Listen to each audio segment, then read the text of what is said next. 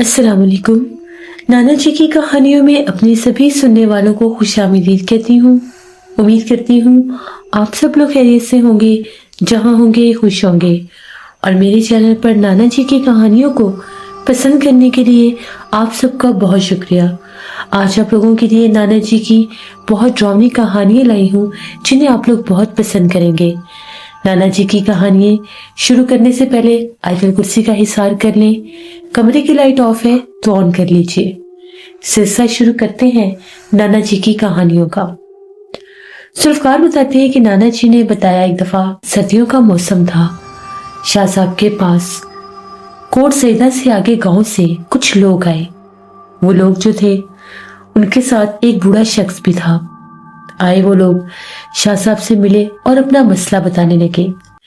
उन लोगों का ये कहना था कि कोट सईदा से आगे हम लोगों का पुराना गांव है जहां से हम लोग आए हैं। हमारा गांव बहुत कदीम पुराना और मिट्टी के घरों वाला हमारा गांव है। हमारे गांव में लोग बिल्कुल आम सादा खुशहाल जिंदगी गुजार रहे थे। मेरा वहां पर ढाबा है और मेरा वहां पर ढाबा आज से नहीं बहुत कदीम अरसा पहले से है। पहले मेरा ढाबा जो था तो सर्दियों में मेरा ढाबा जो है देर रात के तक खुला रहता है। गांव से बहुत से लोग आते हैं मेरे ढाबे पर चाय पीने के लिए। जितनी सख्त सर्दी होती है उतना ज्यादा रश होता है। मेरा ढाबा भी सारा कच्चा मिट्टी का ही बना हुआ है। एक बड़ा सा कमरा है जहां पर मैंने कमरे के अंदर ही लोगों के बैठने की भी जगह बनाई है और बाहर भी। पहले मेरा ढाबा बिल्कुल चौक में था जहां पर गांव के मकान थे, लेकिन बाद में मैंने उसको बदला क्योंकि वो जगह बहुत कम थी। तो मैंने मकानों से थोड़ा हट के अपना ढाबा बना लिया। अब वहां पर आसपास खासे दरख्त भी हैं, खुली जगह भी है, बाहर कुर्सियां लगाई होती हैं। बहुत से लोग आते हैं देर रात के चाय पीने। यहाँ तक कि कभी कभी 12 बजे तक भी मेरा ढाबा खुला रहता है। तकरीबन पिछले 15-20 दिन पहले की बात है। इसी तरह से जैसे ठंड थी, ठंडी हवाएं चल रही थी, मैं चाय बना रहा था हस्बे मामूल। गांव के लोग आए, कुर्सियां लगाई, आग जलाकर बैठ गए। मैंने उन्हें गरम गरम चाय बनाकर दी। चाय पीने के बाद कुछ देर गपशप करने के बाद वो लोग चले गए। उसके बाद भी कुछ लोग आए। करते करते तकरीबन 12 का टाइम हो गया। मैंने सोचा कि अब ढाबा बंद कर देता हूँ। ठंड ज्यादा थी। मैंने सोचा कमरा खासा गर्म है तो यहाँ पर ढाबे पर ही आज सो जाता हूँ। जहां पर मैं चाय वगैरह बनाता था उस सारे हिस्से को मैं अंदर करके बंद कर दिया करता था। अब जैसे ही मैं अपने ढाबे पर चाय बनाने लगा तो मैंने देखा कि इस वक्त अब कोई नहीं आ रहा। मैंने आग वगैरह बंद की, बर्तन वगैरह सारे उठाए। एक कप चाय का बच गया। मैं वो चाय का कप लिए ढाबे के अंदर बैठा चाय पी रहा था। बिल्कुल सन्नाटा था, खामोशी थी। दूर दूर तक कोई भी नहीं था। ठंडी हवाएं चल रही थी और फिजा में दूर से कुत्तों के भौंकने की आवाजें थी बस। तभी मुझे ऐसा महसूस हुआ जिस तरह से ढाबे के बाहर कोई है। ऐसे लग रहा था कुर्सियों को कोई घसीट रहा है। पहले मैंने अपना वहम समझा। मैं उठा, बाहर झांक कर देखा तो 2 कुर्सियां नीचे गिरी हुई थी। मैं बड़ा हैरान हुआ, कुर्सियों को किसने छेड़ा है? ये कुर्सियां नीचे कैसे गिर गई? हवा इतनी तेज तो नहीं है कि इतनी भारी कुर्सियां गिर सके। मैं उठा, बाहर निकला और मैंने कुर्सियों को एक साइड पर आकर इकट्ठा करके रख दिया। खुद ढाबे के अंदर चला गया और लकड़ी का दरवाजा बंद कर लिया।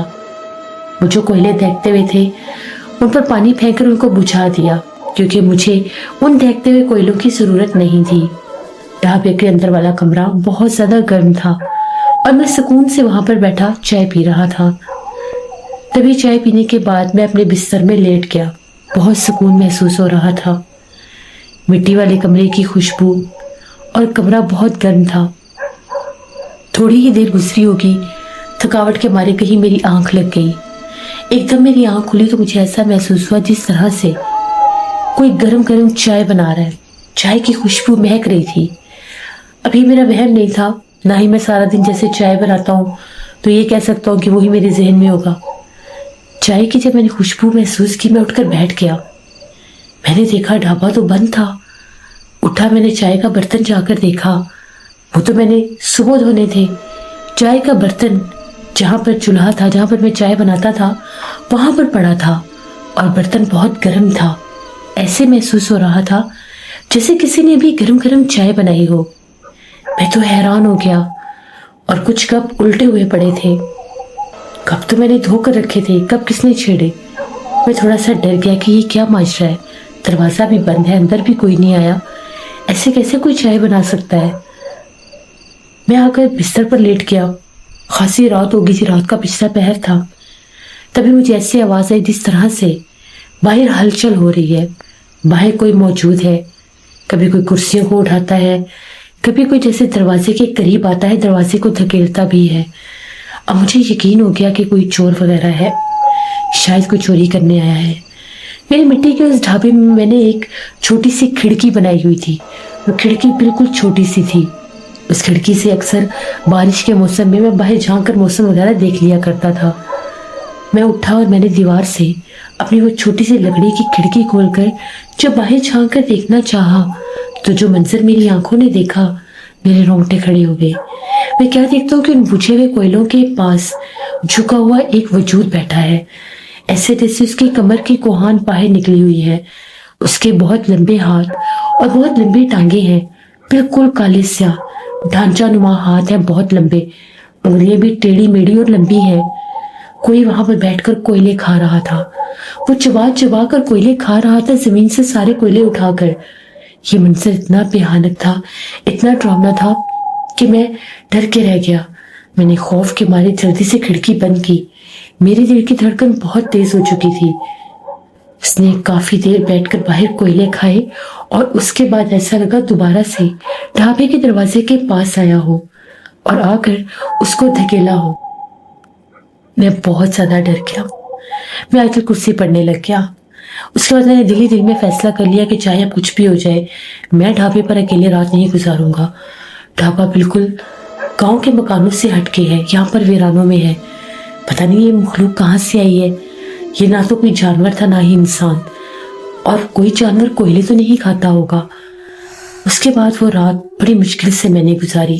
वो जो कोई भी मखलूक थी, रात भर ढाबे के आसपास ही भटकती रही। यहाँ तक कि ऐसे लगता था जैसे ढाबे की छत के ऊपर भी उसने कुछ कदम रखे हों। रात तो मैंने गुजार ली। सुबह जब मुझे परिंदों की चहचहाहट सुनाई दी, रोशनी फूटी, मैं उठा। मैंने खिड़की खोलकर देखी, बाहर धूप निकली हुई थी। मैं ढाबे से निकला और सीधा अपने घर गया। अपने घर वालों को जाकर बताया। कभी कभार मैं नाश्ते के लिए भी ढाबा खोल दिया करता था, लेकिन आज मेरी तबीयत ठीक नहीं थी। रात भर मैं जागता रहा, खौफ से बुरी हालत थी। घर गया, घर जाकर अपनी बीवी बच्चों को सारा माजरा बताया। वो लोग भी खासे परेशान हो गए कि ये कैसे मुमकिन है, ये क्या हो गया। मैंने उन्हें बताया कि मैंने इस मखलूक को देखा है। बस अब क्या था, अब तो ये रूटीन ही बन गई। जो ये रात 12 बजे के बाद का टाइम होता, मैं कोशिश करता कि मैं ग्राहकों को कहूँ कि अब वो चले जाएं। मैं 12 बजे के बाद तक ढाबा खुला नहीं छोड़ सकता। गांव के कुछ नौजवान लड़के थे जो देर रात तक बैठकर बातें करते रहते थे और एक ही बार में 3-3, 4-4 कप चाय के पिया करते थे। उनसे भी मैंने कहा कि माजरत, इससे ज्यादा देर मैं ढाबा खुला नहीं छोड़ सकता, तुम लोग यहाँ से जल्दी चले जाया करो।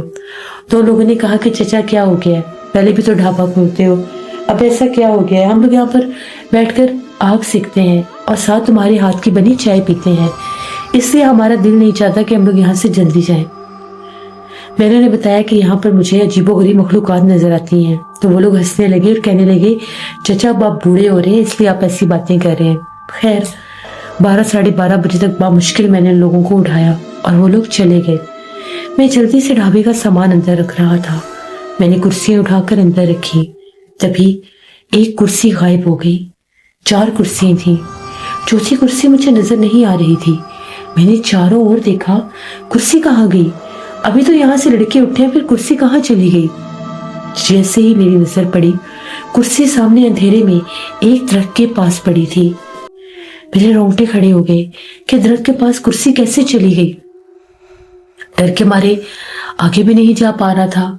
वहां पर बाहर जहां पर लोग बैठकर चाय पीते थे, वहां पर मैंने दरख्त के ऊपर एक लालटेन लटकाई हुई थी ताकि रोशनी रहे और लोग आसानी से बैठकर चाय पी सके।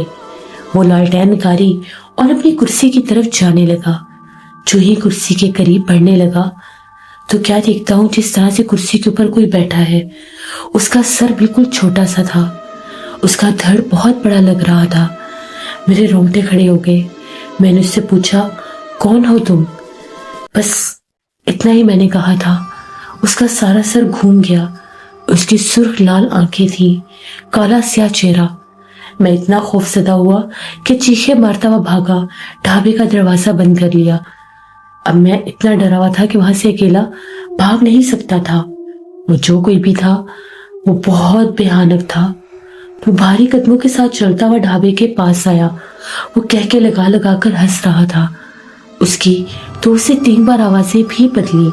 कभी उसकी आवाज औरत की हो जाती तो कभी उसकी आवाज मर्द की हो जाती। ये बड़ा भयानक मंजर था। मैं बहुत ज्यादा डर गया। उसके बाद 2 दिन तक तो मैं ढाबा खोल ही नहीं सका। एक अजीब सा खौफ मेरे ऊपर तारी हो गया। समझ में नहीं आ रहा था मेरे साथ हो क्या रहा है। उसके बाद मैंने अपने घर वालों को भी जाकर ये बात बताई कि ये सब मुझे महसूस हो रहा है। उन लोगों ने कहा कि किसी साहिब इल्म के पास जाओ। मेरे ढाबे पर एक बुजुर्ग आया करते थे। उन्होंने मुझे आपके बारे में बताया और मैं गांव के इन सब लोगों के साथ आपके पास आया हूँ। मेरी मदद करें, यही मेरा कारोबार है, यही से मैं अपने बच्चों के लिए रोजी रोटी कमाता हूँ। और ये ढाबा मेरा आज का नहीं, तकरीबन 10 बरस पुराना है। हाँ, ये पहला साल है जब मैंने ढाबे की जगह बदली है और मैंने ढाबा आबादी से थोड़ा हटकर बनाया है कि खुली जगह पर बना सकूं ताकि वहां पर खासे लोग आ सकें। शाह साहब ने सारी बात सुनी। शाह साहब ने कहा, ढाबे के आसपास क्या जगह है, दरख्तों के अलावा भला क्या जगह है? जिस पर उस ढाबे वाले का ये कहना था, कुछ पुराने दरख्त हैं और दूर करके एक पुराना कुआं। वो कुआं कई सदियों से बंद है। कहते हैं कि कुआं तकरीबन 80-90 साल से बंद ही है। उस कुएं की तरफ कभी कोई नहीं गया।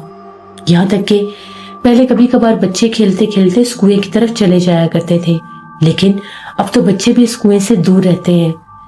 कहते हैं कि जो बंदा भी कुएं के करीब जाता है उस पर एक आसेब हो जाता है। लेकिन वो कुआं मेरे ढाबे से खासा दूर है, इतना नजदीक नहीं है। ना ही मेरे ढाबे से वो कुआं नजर आता है। वो दरख्तों में घिरा हुआ एक पुराना कुआं है। शाह साहब ने कहा कि वो जो कुआं है वो कुआं आसेब सदा है और वहां पर बेतहाशा जिन्नात आबाद हैं। वहां पर कोई एक जिन नहीं है, वहां पर किसी एक जिन का खानदान नहीं है, वहां पर जिन्नात के कबीले हैं। वो जगह वीरान थी। वहां पर उस कुएं के साथ साथ जो पुराने दरख्त हैं, उन दरख्तों के ऊपर भी बहुत से जिन्नात हैं और उन जिन्नात की खुराक बाकी चीजों के साथ साथ वो कोयला भी है जो तुम जलाते हो। जो बाहर लोग आग जलाकर बैठते हैं, जब वो कोयला बनता है तो वो जिन्नात कोयला खाने के लिए आते हैं। तुम्हारे ढाबे के अंदर भी आने की वो तभी कोशिश करते हैं कि वो कोयला खा सके। तुम्हें वो कोई नुकसान देने नहीं आते। अगर तुम्हें नुकसान देने आए तो तुम्हें वो वहां पर काम करने ही ना दे, तुम्हें डराएं और तुम्हें वहां से भगाने की कोशिश करें। उस रात भी जब तुमने देखा तो वो कोयला ही खा रहा था। उस मखलूक को पता था कि तुम उसे देख रहे हो, क्योंकि जिन्नात हमें चारों तरफ से देख सकते हैं, क्योंकि वो कोई एक वजूद नहीं होता, बहुत से जिन्नात होते हैं। बेहतर यही है कि रात 12 बजे से पहले 10 बजे तक, हद 10 बजे तक अपना ढाबा बंद कर दिया करो और जितना भी कोयला बचता है, जितना भी कोयला तुम बुझाते हो, उसको खुद ही अपने ढाबे के पास से उठाकर दूर फेंक आया करो, उन दरख्तों के पास, ताकि वो जिन्नात तुम्हारे ढाबे के आसपास आए ही ना। और एक हिफाजत का तावीज तुम्हें दूंगा, इसे अपने ढाबे के अंदर लगाना है, बाहर नहीं, क्योंकि उस रास्ते से जिन्नात का गुजर बसर है। वो दरख्तों पर आते जाते हैं, तुम्हारे ढाबे के आसपास भी आते जाते हैं। अगर तुम ये तावीज ढाबे के बाहर लगाओगे तो उन्हें गुजरने में बहुत दिक्कत और परेशानी होगी, और अगर वो परेशान हुए तो फिर वो तुम्हें नुकसान देंगे, तुम्हें डराने की कोशिश करेंगे। बेहतर यही है कि तुम ये तावीज अपनी दुकान के अंदर लगाओ, ढाबे के अंदर लगाओ। उसके बाद मुझे आकर हालात बताओ कि वहां पर कैसे हालात हैं। उसके बाद मैं तुम्हें बताऊंगा कि इसका और क्या हल निकाला जा सकता है। और गलती से भी उन जिन्नात से हम कलाम नहीं होना, गलती से भी उस कुएं के पास कोयले नहीं फेंकने, बस अपने ढाबे से दूर किसी एक दरख्त के नीचे जहां पर वो तुम्हारी कुर्सी लेकर गए थे उसी के आसपास कहीं कोयले फेंक दिया करो। वो आदमी जो था उसने शाह साहब का शुक्रिया अदा किया। शाह साहब ने उन्हें तावीज़ात दिए और वो लोग चले गए। करीब 1 हफ्ते के बाद वो वापस आया और उसने आकर ये बताया, आपकी हिदायत के मुताबिक अब मैं जितने भी कोयले बचते हैं वो जाकर वहीं पर फेंक आता हूँ, उसी दरख्त के आसपास। और जो तावीज़ आपने मुझे दिया था वो मैंने दुकान के ढाबे के अंदर लगाया है ताकि कोई जिन तंग ना हो सके और मेरी ढाबे के अंदर ना आ सके। मैं जब भी कोयले फेंक कर आता हूँ, अभी मैं अपने ढाबे तक नहीं पहुंचता, मुझे ऐसा लगता है पीछे कोई आ गया है। मुझे कदमों की आहटें महसूस होती हैं, मुझे भिनभिनाती आवाजें सुनाई देती हैं। कई बार कोयले फेंकने से पहले मैंने उसी तरफ अंधेरे में चमकती आंखें भी देखी हैं। उन्हें देखकर मुझे बहुत डर लगता है। तावीज लगाने के बाद कभी भी मेरे ढाबे के आसपास कोई भी नहीं आया। जैसे पहले वो कुर्सियों को छेड़ते थे, जैसे पहले वो ढाबे के दरवाजे को धकेलते थे, अब वो सब नहीं हो रहा। हाँ, उनकी चमकती हुई आंखें मुझे जरूर दिखाई देती हैं। वो बहुत सारी आंखें होती हैं और वो सामने दूर अंधेरे में चमक रही होती हैं। मैं बड़ी हिम्मत करके उन आंखों से खासा पीछे दूर खड़ा होकर कोयले फेंक कर तेजी से वापस पलट आता हूँ। यहाँ तक कि एक आधी बार मेरे कानों के साथ आवाज टकराई, कोयले थोड़े ज्यादा लाया करो। और उसने जैसे मेरा नाम भी लिया हो। अब आप बताएं मेरे लिए क्या हुक्म है। शाह साहब ने कहा कि वो जो मर्जी कहें, ना तो उनकी बात का जवाब देना है ना ही उनकी बात माननी है। तुम जितने कोयले फेंकते हो बस उतने ही फेंकने हैं, ना उनकी तादाद बढ़ानी है ना उनकी तादाद कम करनी है। तुम्हारे ढाबे पर जितने भी कोयले बुझते हैं, जितने भी बच जाते हैं जो तुम्हारी जरूरत के नहीं है, बस उन तक ही रहना है। उनकी किसी बात का जवाब नहीं देना, ना ही उनके पीछे जाना है। हो सकता है वो तुम्हें लालच भी दें, हो सकता है तुम्हें ख्वाब में भी अपना आप जाहिर करें, हो सकता है तुम जब कोयले फेंकने जाओ तब भी तुम्हारे कानों से कोई आवाज टकराए कि हम तुम्हें ये दे देंगे, हम तुम्हें वो दे देंगे। किसी लालच में मत आना, क्योंकि वो जिन्नात अब तुम्हारे ढाबे के करीब नहीं आ सकते, लेकिन वो कोशिश करेंगे कि तुम्हें कोई लालच देकर तुम पर बसेरा कर सकें। इसलिए इस चीज से बच के रहना है। और अगर हो सके तो कोशिश करो कि तुम्हारा ढाबा जहां पर पहले था, गांव के चौक में, वहीं पर ढाबा बना लो। इस वीराने में ढाबा बनाओगे तो शायद आने वाले वक्त में ये जिन्नात तुम्हें तंग भी करें। वो ढाबे के अंदर तो नहीं आ सकेंगे, लेकिन जब तुम ढाबे पर नहीं आओगे, तुम्हें तंग करने के लिए तुम्हारे पीछे तुम्हारे घर तक भी आ सकते हैं, क्योंकि फिलहाल तुम उनकी खुराक का जरिया बने हुए हो। इसलिए बेहतर यही है कि तुम अपना ढाबा यहाँ से हटा लो। तुमने जब ढाबा यहाँ से हटाना है, वो तावीज ढाबे के अंदर ही रहेगा। ना तो तुमने उस बिल्डिंग को, उस मिट्टी के कमरे को ना तो गिराना है ना तोड़ना है, ना ही उसके कमरे के ऊपर कोई हिसार बांधना है। चुपचाप अपना सारा सामान उठाओ और वापस जहां पर तुम्हारा पहला ढाबा था वहीं पर चले जाओ। वो इस ढाबे के अंदर अपना बसेरा कर ही नहीं सकते, क्योंकि यहाँ पर तावीज लगा है। वो तावीज वहीं पर लगा रहे। तुम्हें मैं नया तावीज बना कर दूंगा। अपनी हिफाजत खुद करो। इस फिराने में अगर तुम ज्यादा अरसा रहे तो जिन्नात तुम्हारे पीछे लग जाएंगे। उसने कहा कि ठीक है, जो मेरा पहला ढाबा था मैं वहीं पर चला जाऊंगा। रही लोगों की बात, तो उसके आसपास कुछ ऐसी जगह है जिसको साफ सफाई करके वहां पर मैं उनके बैठने की जगह बना सकता हूँ। मैं उनसे बात करके मैं वहां पर जगह बना लूंगा। उस आदमी ने शाह साहब का शुक्रिया अदा किया और चला गया।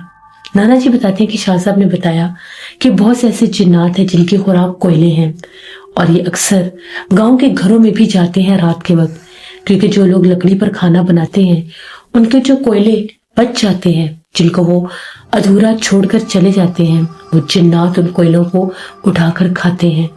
बहुत से जिन्नात की गज़ा कोयला होता है। یہ ہمیں نانا جی نے کہانی بتائی جو میں نے آپ کے ساتھ شیئر کی. بہت شکریہ ذوالفقار آپ کا. ویسے یہ تھی نانا جی کی ایک کہانی. امید کرتی ہوں آپ لوگوں کو پسند آئی ہوگی. اب اس چینل پر اسی طرح سے میں نانا جی کی کہانیاں لے کر آتی رہوں گی. ونٹر اسپیشل ہارر سٹوریز کا سیزن میں نے سٹارٹ کر دیا ہے. اب آگے سے جتنی بھی سٹوریز آئیں گی وہ ساری ونٹر سے ریلیٹڈ ہی ہوں گی. آئی ہوپ آپ لوگوں کو پسند آئیں گی. جو لوگ چینل کو وزٹ کرے ہیں ابھی تک سبسکرائب نہیں کیا تو ضرور سبسکرائب کریں.